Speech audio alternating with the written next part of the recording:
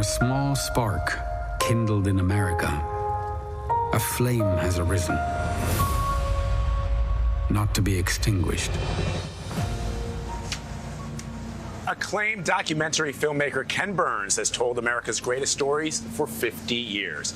From historical documentaries about the Civil War to baseball and national parks to his latest PBS series, The American Revolution. His storytelling has shaped how we understand our identity and how our shared history is just part of the fabric of America.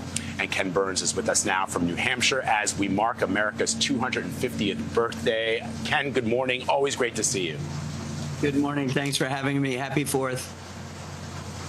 Happy 4th of July to you. When you reflect on the 250th anniversary of this country, how are we, do you feel, fulfilling America's promise? Well, I think Speaker McCarthy just said it a few minutes ago. The great genius of America is that we're not a completed thing.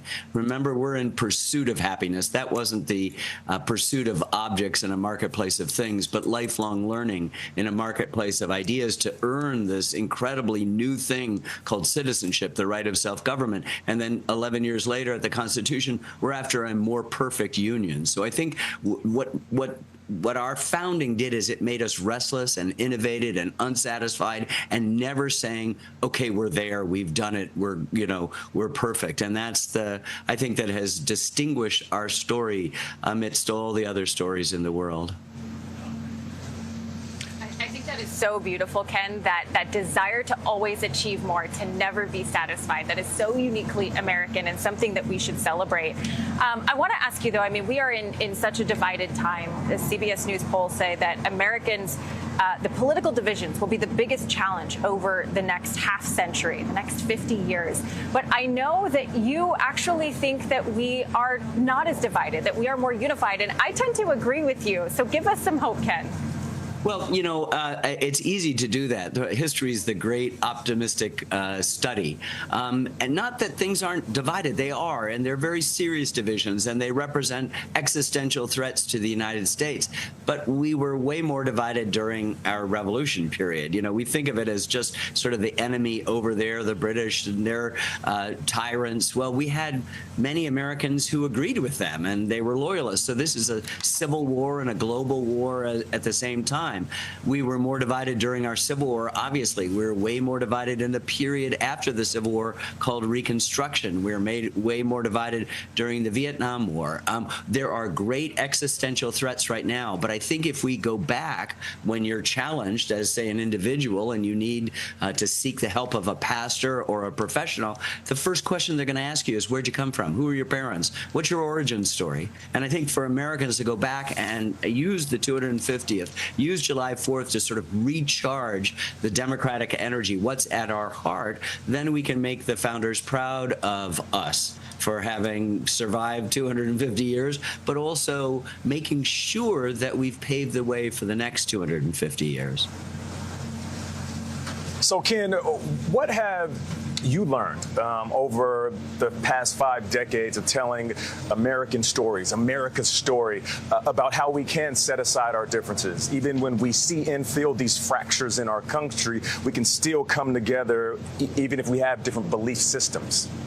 Yeah, I think, Nate, that is such an important question. I think the energy comes from our founding. George Washington said, avoid partisanship, avoid foreign entanglement. And then his great example was leaving office. So he set in motion this ability for Americans to renew themselves. And so I think after spending half a century, I can't believe I'm saying that, studying American history, you're both painfully aware of the ways in which we have failed, but you're also you glory in the ways in which we have succeeded and the possibilities. Democracy is an active verb. It's not a passive thing. You can't sit there and comment like a Monday morning quarterback about what went on. You've got to actually be in the arena. You have to be active. This is what they meant.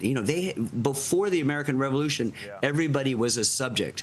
After the American Revolution, there were people living on the East Coast of the United States who were citizens, and that requires an extraordinary amount of active energy to improve pursuit of happiness, to get better, and make this country what it could be. So, Ken, let me ask you this. Your Civil War documentary was incredibly formative for millions of Americans, including myself. We watched it every day in my college American history class. Today, there's this vigorous debate over whether the legacy of slavery and the racism embedded in that institution continues to shape American life, or are those chapters things that we believe are settled history? 35 years after your film, how has that debate changed, and how do you think about the story that you told? Are there aspects of slavery or Reconstruction that you would do differently if you were doing that film today? I don't think I do the films differently, but I think the great challenge for Americans is, as Dr. King said, is that we have to learn to judge people by the content of their character, not the color of their skin. And that is something not just Americans, but everyone in the world has failed to do. That's the great human effort, to stop making the apparent superficial distinctions and look to the heart and core of things. And when we make judgments that way, look, the best way I can say this is that I spent the last 50 years making films about the U.S., but I've also made films about us, right? Yeah. The lowercase, two-letter, plural pronoun, all of the intimacy, us and we and our, and all the majesty, complexity, contradiction, and even controversy of the U.S. But if I have learned one lesson, is that there is no them. There's only us. And if you see making a them, you know we're headed in the wrong direction. There is only us. And when we do that, we can do extraordinary things. Look at the Second World War. Look at coming out of the Depression. Look at putting men on the moon. Ken, we got to go, but no, it's an incredible legacy, and so is your body of work. I own every single film you've ever made. Thank you very much for joining us. We so appreciate it. The American Revolution is streaming for free on all PBS platforms through Sunday, July 12th.